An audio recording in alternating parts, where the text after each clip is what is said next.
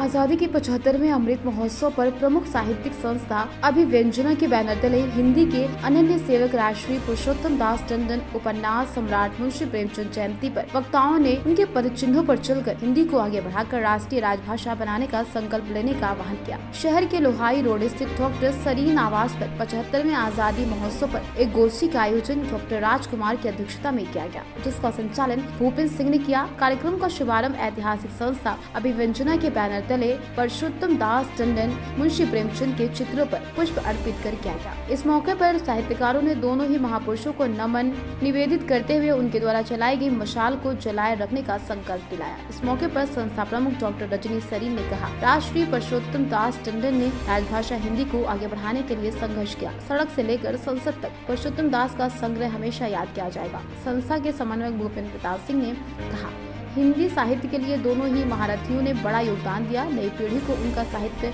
पढ़कर अनुसरण करना चाहिए। इस मौके पर प्रधानाचार्य ज्योत्सना सिंह, जवाहर सिंह गंगवार, रामकृष्ण राजपूत, शशि किरण, संतोष पांडे, अरुण प्रकाश त्रिपाठी, संजय गर्ग, उदय बाथम, निमिष टंडन, दिलीप कलमकार और भी लोग मौजूद रहे। कार्यक्रम रखा गया था। धन्यवाद दिलीप जी। आज हम लोग राजर्षि पुरुषोत्तम दास टंडन जी की कल जयंती है 1 अगस्त को, और आज मुंशी प्रेमचंद जी की जयंती है, उसको मनाने के लिए यहाँ उपस्थित हैं। जी, तो आज जो प्रेमचंद जी की जयंती है, उनके साहित्य से क्या प्रेरणा लेनी चाहिए और साहित्य पे उनके थोड़ा सा विस्तार। मुंशी प्रेमचंद जी के साहित्य का इतना विशाल भंडार है कि उसके विषय में हमें कुछ बता पाना कुछ शब्दों में मुश्किल है, लेकिन वे सर्वकालिक प्रासंगिक हैं, ये मैं निश्चित रूप से कहूँगा।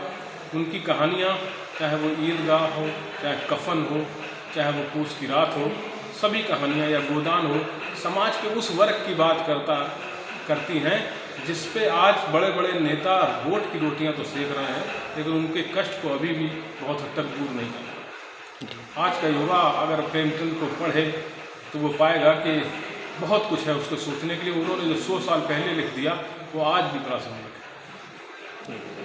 और राजर्षि पुरुषोत्तम दास टंडन आज हिंदी को जिस भाषा और राजभाषा के रूप में हम पा रहे हैं, शायद राजर्षि पुरुषोत्तम दास टंडन, उन्होंने पद को त्याग दिया लेकिन अपनी इस धारणा को नहीं त्यागा कि हिंदी ही देश को स्वतंत्र कराएगी और हिंदी देश की स्वतंत्रता के बाद प्रगति का कारक बनेगी। डॉक्टर साहब पुरुषोत्तम दास टंडन और मुंशी प्रेमचंद की आज जयंती पर आप देशवासियों को क्या संदेश देना चाहेंगे? हमारा देश आज़ादी का अमृत महोत्सव मना रहा है। इस वर्ष हम बहुत गर्व से कहना चाहिए कि हम हिंदी भाषी हैं। हिंदी के लिए जितना त्याग तपस्या राजर्षि पुरुषोत्तम दास ने की, उसको सार्थक बनाने के लिए कैसे कहना है,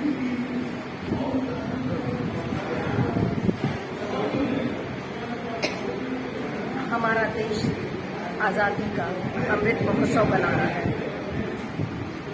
राजर्षि पुरुषोत्तम दास टंडन ने अपने जीवन में जितना त्याग तपस्या सामंत वर्ग की हिंदी भाषा को स्थापित करने के लिए, यहाँ तक कि गांधी जी ने जब इसका विरोध किया, हिंदी का हिंदुस्तानी भाषा की बात की, उन्होंने बहुत प्रबल विरोध किया।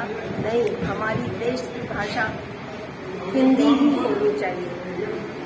आज जब हम उनकी जयंती पर इकट्ठा हुए हैं, सब एकत्रित हुए हैं, तो उनके लिए सच्ची श्रद्धांजलि यही होगी कि हम हिंदी भाषा को आगे बढ़ाएं। एक संकल्प लें कि हम जब बात करेंगे हिंदी में करेंगे, जब अपना संदेश देंगे हिंदी में देंगे। आपकी केंद्र भी सरकार है और उत्तर प्रदेश भी सरकार है,